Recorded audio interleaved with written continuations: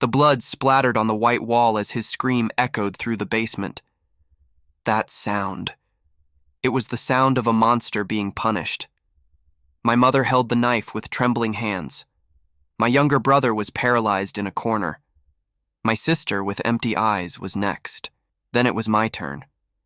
Each of us had the right to a piece of him, a piece of the man we called father. That night we stopped being a family and became something different, something the justice system wouldn't understand. But that maybe you would understand if you knew everything. My name is Matthew. I'm 22 now. I'm sitting in the apartment I rented 3 months ago after finally leaving that place. 4 years serving time for something I still don't completely regret. The judge called it barbaric. The prosecution called it premeditated savagery. The newspapers reported it as a heinous crime committed by a disturbed family. Nobody really understood what happened in that house. How could they? They didn't live what we lived, didn't see what we saw, didn't feel what we felt for years on end, building up inside us like a pressure cooker about to explode.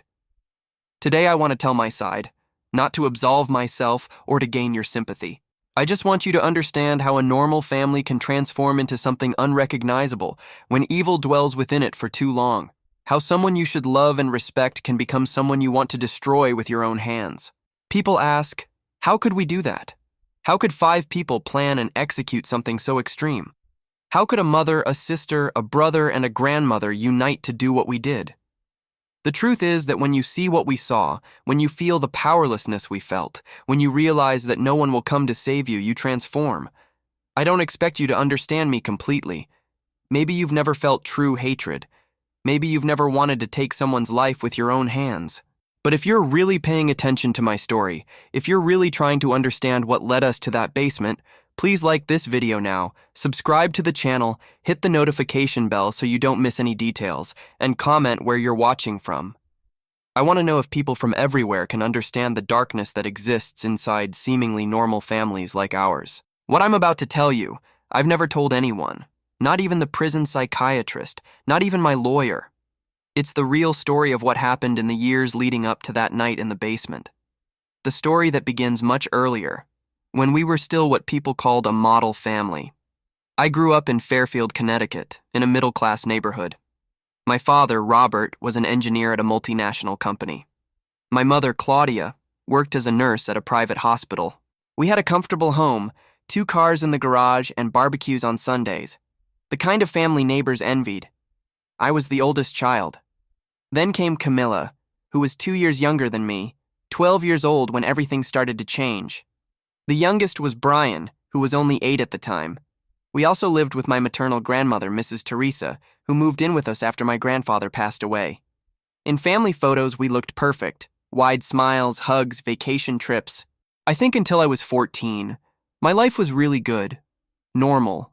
The kind of childhood any kid deserves to have.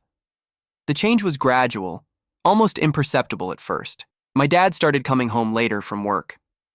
Sometimes I heard him arguing with my mom in the middle of the night, angry whispers that ended with her crying in the bathroom. I thought it was just work stress, adult problems that I as a teenager didn't understand. He started drinking more. It wasn't obvious alcoholism. He never staggered or got sick. It was a more sinister kind of drinking. He became quieter, more observant, and his eyes changed. It's hard to explain, but when he drank, his eyes looked different. Colder, more calculating. I noticed he started looking at Camilla in a strange way. At the time, I couldn't name it. Looking back now, I recognize it as desire. A father should never look at his own daughter that way. Never. My mom noticed too. She started telling Camilla to dress more modestly at home. Asked her not to wear short shorts or tight tops when Dad was around, as if the problem was Camilla's clothes and not his gaze. At 14, I started becoming more alert. It became common for my dad to make up excuses to enter Camilla's room or the bathroom when she was there. I forgot my phone. I need to get a tool. Always stupid excuses, and my mom pretended not to see. Too busy with double shifts at the hospital. One day I found Camilla crying, hidden in the treehouse we had in the backyard. She was 12. When I asked what happened, she just shook her head and said it was nothing, but I knew it was something. I insisted until she told me that Dad had accidentally opened the shower curtain while she was taking a bath and stood there looking for a few seconds before apologizing and closing it again. I told my mom that same night. She sighed deeply and said she would talk to him. I heard the argument from my room. He denied it, called Camilla a liar, said she was making things up because she wanted attention. And the worst part, my mom accepted that explanation. She chose to believe him. Things got worse when my dad lost his job. He stayed home all day, while my mom took increasingly longer shifts to make up for the lost income. My grandmother tried to keep an eye on everything, but at 72 and with health problems, she was often lying down in her room. This left me, Camilla, and Brian alone with him many times. That's when I started noticing the small changes in Camilla. She stopped wearing dresses, started wearing huge hoodies even on hot days. Cut her hair very short, stopped smiling. At school, her grades plummeted. Teachers called a few times, concerned about her withdrawn behavior. One night, I woke up to noises coming from her room. It seemed she was having a nightmare. I went to wake her up, but when I opened her door, I saw my dad leaving hurriedly. He saw me and just said, "Your sister has a fever." I went to check on her and walked past me, returning to his room. I went in and found Camilla curled up in bed, crying silently. When I asked what had happened, she hugged me tightly and begged, "Please don't leave me alone with him, please, Matthew." That night, I stayed in her room until dawn. The next day, I confronted my dad when we were alone. I asked him directly what he was doing in Camilla's room in the middle of the night. He slapped me across the face, the first of many to come, and said I should respect my father and not make absurd accusations. I told my mom what I had seen. She cried, said she would talk seriously with him, that she would take measures. But nothing changed. In fact, it got worse. My dad started treating me with open hostility. Small acts of violence became routine. A push here, a slap there, veiled threats. I tried to convince my mom to report him, to get us out of that house. She always said we had no money, that she had nowhere to go with 3 kids, that it was a difficult phase that would pass when he found another job.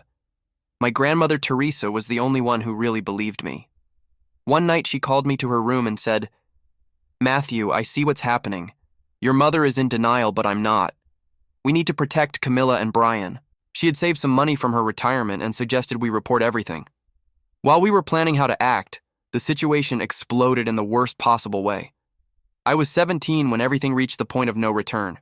Brian was 11, Camilla was 15. My dad had gotten a temporary job that kept him away from home for several days. Those were the only moments we could breathe. The house felt lighter, more alive. It had been almost 3 years since I began noticing my father's intentions until the day we decided to act. 3 years of constant fear, sleepless nights, silent tears. During one of these periods, Camilla began to come to me to talk. Gradually, she revealed the extent of what was happening. My father would get closer. Getting closer and closer, he justified it as paternal affection. Then he started entering the bathroom when she was in the shower. Then he began going to her room at night, sitting on her bed and forcing her to touch him. He threatened that if she told anyone, he would do the same to Brian. Each of her words was like a stab wound. How had I not noticed earlier? How had I not done something more drastic to protect her? Guilt consumed me, while hatred for my father grew exponentially. We decided that when he returned from that work trip, I would secretly record conversations at home. I wanted evidence to take to the police. I downloaded an app on my phone and kept the device hidden in various rooms of the house. 3 days later, he returned. He was more aggressive than usual. He had been drinking on the way home and started arguing with my mom as soon as he arrived. I heard him yell that he had been fired again, that we were ruined, that it was her fault for not being a good wife. That night, I tried to stay awake to monitor any movement from him toward Camilla's room, but I ended up falling asleep. It was the noise that woke me up. Not a scream, but something falling in the hallway. When I opened my bedroom door, I saw my mom standing at Camilla's door, one hand covering her mouth, eyes wide open. I ran there and saw the scene that would change our lives forever. My dad was on top of Camilla. She was trying to fight, but he was much stronger.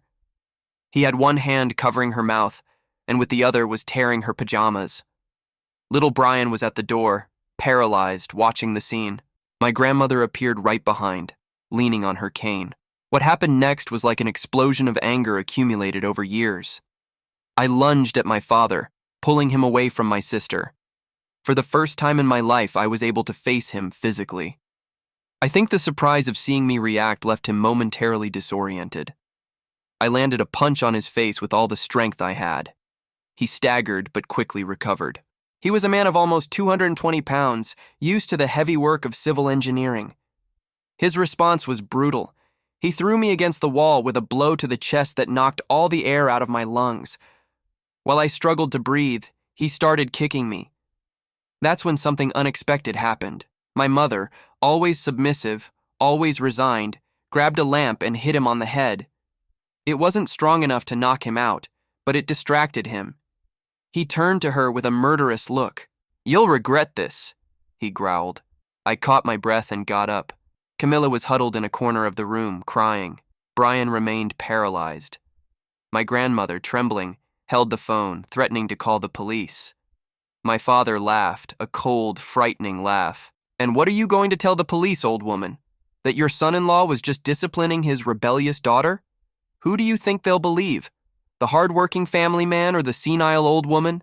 He then looked at all of us and said something I'll never forget. "I am the owner of this house. You are mine. I do whatever I want with you whenever I want, and nobody can stop me." That night after the fight, he left the house, slamming the door. He returned the next morning as if nothing had happened. Nobody talked about it. A heavy silence hung over all of us. But something had changed. In the looks we exchanged, there was a mute understanding that something needed to be done. In the weeks that followed, the tension was palpable. My father seemed more controlled, as if he knew he had crossed a dangerous line. But his eyes observed us, calculating, assessing our potential threat. Camilla started sleeping in my grandmother's room. I began locking my door and Brian's at night. My mom often slept on the living room couch, avoiding the bed she shared with him. I showed my mom the recordings I had made. In them was the unmistakable sound of my father entering Camilla's room on other nights, his whispered threats, her muffled crying. My mom listened to everything with silent tears running down her face. When it was over, she just said, "He'll kill us if we try to report him." And maybe she was right. He had threatened all of us in different ways. He had a small arsenal kept in his closet, a legacy from the time he served in the army. We knew his explosive temper, his physical strength, his coldness when he was determined to do something. My grandmother Teresa was the first to suggest that we needed to get rid of him. At first, I thought she was talking about kicking him out of the house somehow, but she was clearer afterward. People like him don't change, don't regret, don't stop. He'll only get worse until he destroys all of us. Camilla was becoming more withdrawn every day. We discovered she had tried to hurt herself. Thin cuts on her arms that she hid under jackets. Brian had started wetting the bed again, something he hadn't done since he was 5. My mom seemed to age every day, oscillating between moments of determination and periods of complete resignation. It was during one of these conversations, when we were all gathered in my grandmother's room while my father was out, that we started seriously discussing what we would do. The idea emerged as a dark joke from my grandmother. "Each of us has reasons to want a piece of him. We should literally tear pieces off that monster." Nobody laughed. Instead, a thoughtful silence took over the room. We looked at each other, and something was being communicated without words. The idea, as absurd and terrible as it was, planted a seed in our disturbed and traumatized minds. In the following weeks, as my father continued his regime of more subtle but equally devastating terror, that idea took shape. From an absurd fantasy to a possibility, and from a possibility to a plan. The last straw came when I found Camilla in the bathroom vomiting. She looked at me with empty eyes and said, "I think I'm pregnant." The words hit me like lightning. She was only 15. Our father had done the unthinkable. I remember running to the backyard and vomiting, too. The anger I felt at that moment was different from anything I had ever experienced. It wasn't hot and explosive. It was cold, calculating, determined. Something inside me fundamentally changed at that moment. Thankfully, it was a false alarm. Her cycle was irregular due to stress, but that scare was the catalyst we needed. That night, while my father slept, we gathered in the treehouse in the backyard. Me, my mother, Camilla, Brian, and my grandmother. And we started planning. The plan formed over 2 weeks. Every detail meticulously thought out, every role carefully distributed, every exit strategically blocked, every alibi meticulously constructed, and every piece symbolically chosen. We were all sick at this point, sick with fear, trauma, hatred. The idea no longer seemed so absurd or terrible to us. It seemed just like a sentence for a crime that society wouldn't adequately punish. The chosen day would be when he received payment for a side job he was doing. We knew he would drink to celebrate, which would make him more vulnerable. He wouldn't expect the 4 people he terrorized most to turn against him at once. It was a Friday in August. I can still feel the heat of that day, even after all these years. My father arrived home around 6 p.m., waving the envelope with the money as if it were a trophy. He announced he was going out to drink with friends and would come back late. For us, this was perfect. As he left, we exchanged meaningful looks. It was tonight. We didn't need words to confirm. Each knew what they had to do. My mom called him around 10 p.m., doing something she rarely did. She showed interest in where he was, said she missed him, that she wanted him to come home, that she had prepared something special for him. Her sweet, seductive tone caught him by surprise. It was the perfect bait. He arrived shortly after midnight, staggering slightly, smelling of beer and cigarettes. My mom greeted him at the door, wearing a nightgown she hadn't worn in years. His look upon seeing her was a mixture of suspicion and desire. She led him to the kitchen, saying she had prepared a snack for him. In the kitchen, she served more drinks, whiskey mixed with her crushed and dissolved sleeping pills. While he ate and drank, she caressed his arm, pretending a reconciliation. He was suspicious, but the alcohol and desire were clouding his judgment. When the pills started to take effect, my mom suggested they go down to the basement, where she had prepared something special. The basement was where my father kept his tools, but also where he sometimes took Camilla when he wanted privacy for his abuse. It was a place acoustically isolated from the rest of the house, perfect for screams not to be heard. Ironically, this characteristic would now serve against him. While my mom guided him to the basement, me, Camilla, Brian, and my grandmother waited hidden. When they went down, my father began to realize something was wrong. The basement stairs weren't easy for someone drunk and drugged. He stumbled on the last steps and fell. Before he could recover, Brian and I came out of our hiding places. We were armed with ropes and duct tape. Quickly, taking advantage of his disoriented state, we managed to immobilize his arms and legs. He fought, of course, but the combination of alcohol, sedatives, and the surprise attack put him at a disadvantage. When we finally managed to tie him firmly to a metal chair that, ironically, he himself had welded years before, we turned on all the basement lights. He blinked in confusion, looking at each of us. "What the hell do you think you're doing?" he yelled, pulling at the ropes. His voice was a mixture of anger and fear, something we had never heard from him before. My mom approached, her face now completely different from the seductive woman of moments before. "We're delivering justice, Robert, something the world out there won't do for us." He tried to appeal to each of us individually. To me, he promised money, respect. To Camilla, he swore he would change, that he would seek help. To my grandmother, he begged for mercy in the name of years of coexistence. To Brian, he tried to awaken pity, saying he was still his father. To my mom, he promised a new beginning, a new life together. No one responded to his pleas. We looked at each other, and it was my grandmother who gave the signal. I'll spare you the more graphic details of what happened next. Not out of mercy for him, but because some things are too difficult to put into words, even after so long. What I can say is that each of us had chosen a part that symbolized the evil he caused us. My grandmother chose the eyes that had observed her granddaughter with desire. My mom chose the hands that had violated her daughter and beaten her children. Brian chose the mouth that had uttered so many threats and lies. Camilla chose, well, it's obvious which part she chose, and I chose the heart, or the place where there should have been one. We used the tools he kept in the basement. Tools we knew well because he forced us to help him with his home improvement projects on weekends.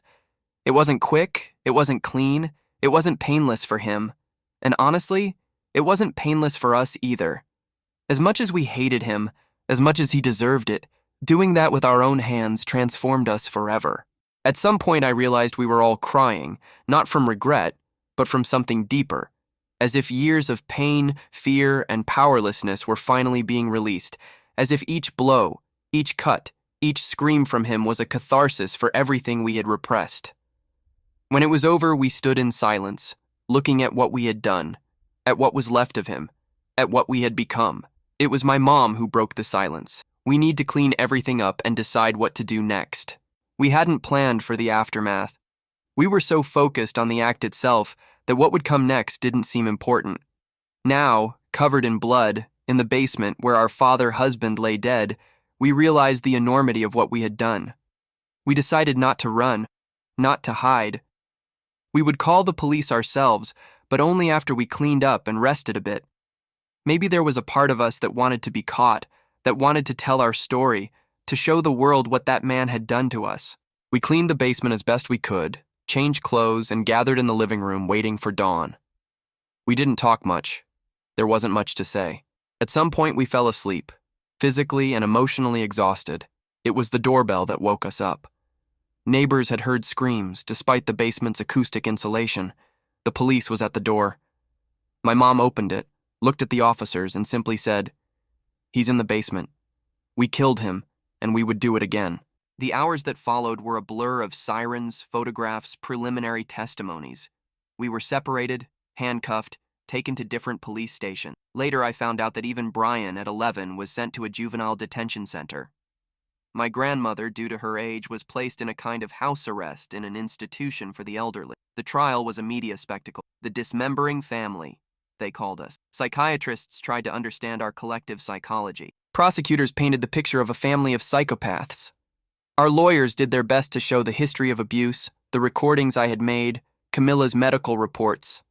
In the end, none of us was acquitted. My mom got the longest sentence, 20 years, with the possibility of parole after 12. I, having just turned 18 when it all happened, got 15 years reduced to 10 for good behavior. I served 4 years and got out 3 months ago. Camilla, who was 15, stayed in a juvenile facility until she was 18. Then she was transferred to a women's prison, where she still is. Brian spent 3 years in a juvenile rehabilitation center and was released at 15, going to live with a distant uncle. My grandmother died 6 months after being institutionalized. In the newspapers, in sensationalist TV programs, we were monsters. In online communities, surprisingly, many people defended us.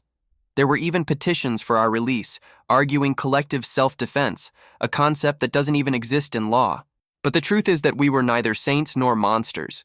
We were normal people who were pushed beyond the limits of the bearable. People who saw no way out in a system that often fails to protect victims.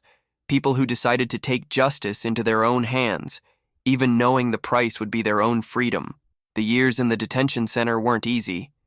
Being imprisoned never is, but in a way, it was more bearable than the years living under the same roof as my father. There at least I knew who the enemies were, knew the rules of the game. And ironically, being convicted of such a brutal crime against my own father, I gained a strange kind of respect among the other inmates. I had a lot of time to think about what we did, to question if there were other ways out, other options. Maybe there were. Maybe if we had reported earlier, if we had all run away together, if we had asked for help in different ways, maybe the outcome would have been different. But I also know that the system often fails people like us. How many times do we see news of women who reported aggressors and ended up dead, of children who were returned to abusive homes because there wasn't enough evidence, of monsters who are released to abuse again because they were good citizens or family men? During the time I was imprisoned, I participated in intensive therapy. At first, only because it was mandatory and counted towards sentence reduction. Later, because I really needed to understand what had happened to us, how a normal family had transformed into that. The prison psychologist once told me, "You didn't wake up one day and decide to kill your father. You were shaped day after day, abuse after abuse, fear after fear. What you did was terrible, but it was the result of years of psychological terror and violence." He was right, but that didn't make it easier to deal with the memories, the nightmares, the guilt that, yes, I felt. Not for getting rid of him, but for not having found a less destructive way out for all of us. The hardest part during detention was the isolation from my family. I could only see my mom once a month in supervised visits. Camilla only twice a year, when they managed to coordinate transfers between institutions. Brian I never saw again since the day we were arrested. My grandmother died without me being able to say goodbye. We built a family so united by trauma, by the plan, by the execution. And then we were separated, each to deal alone with the consequences of what we did together. Camilla's letters were what gave me the most strength. She wrote about how she was going back to studying in prison, how she had found a kind of inner peace, knowing he would never touch her again. In one of the letters, she wrote something I never forgot. Matthew, what we did was horrible, but I sleep every night. I don't have nightmares about him anymore. I don't wake up screaming thinking he's in my room. For that, I can't say I completely regret it. My mom had a different perspective. During visits, she always said we should have found another way out, that violence only generated more violence, that we lost our lives because of him. But she also confessed that for the first time in decades, she no longer felt constant fear. As for Brian, I only heard about him through occasional reports from social workers. Apparently, he was adapting well to life with our uncle, had gone back to school, was even practicing sports. In one report, they mentioned that he rarely talked about what happened, as if he had erased that night from his memory. When I finally received parole 3 months ago, the outside world seemed unrecognizable. Technology, customs, even the neighborhood where I grew up, everything had changed. Or maybe I was too different to recognize the world. My mom is still imprisoned. Camilla should be out in a year. Brian, now 15, seems to have moved on with his life, from what I'm told. He didn't want to see me when I tried to make contact. Maybe one day he'll be ready. Maybe never. I rented this small apartment with the help of a social reintegration program. I got a job at a factory where nobody knows who I am or what I did. I try to rebuild some kind of normal life, if that's possible after everything. Sometimes when I close my eyes at night, I still see the basement. I still hear the screams, still feel the cold metal of the tool in my hand, still see his face, the surprise and fear when he realized his victims had become his executioners. I don't know if what we did was justice or just brutal revenge. I don't know if we saved Camilla or destroyed our own lives for nothing. I don't know if we're victims, monsters, or something between these two extremes. What I do know is that families keep terrible secrets, that evil can inhabit places that should be safe, that sometimes the people who should protect you are the ones who hurt you the most, and that when the system fails to protect the vulnerable, something breaks in the social contract, something that can lead ordinary people to unimaginable acts. If you've made it this far and truly understood the depth of what I'm sharing, please like this video, subscribe to the channel, hit the notification bell, and comment what time it is where you are right now as you watch this. I want to know at what moment of your day this dark story touched your life. I want to remind you that for every story like mine that is told, there are dozens, hundreds that remain silent. I'm not here to ask for forgiveness or understanding, just to tell my story, my family's story, to perhaps help someone who is living their own domestic hell find a less destructive way out than ours. Today, I try to find small moments of peace. A cup of coffee in the morning, the sun coming through the apartment window, a song on the radio, simple things I never really appreciated before. Because when you've seen the abyss up close, as we have, even the most mundane becomes precious. My name is Matthew. I'm 22 years old. And this is the story of how my family fell apart trying to tear pieces from a monster who lived among us for too long.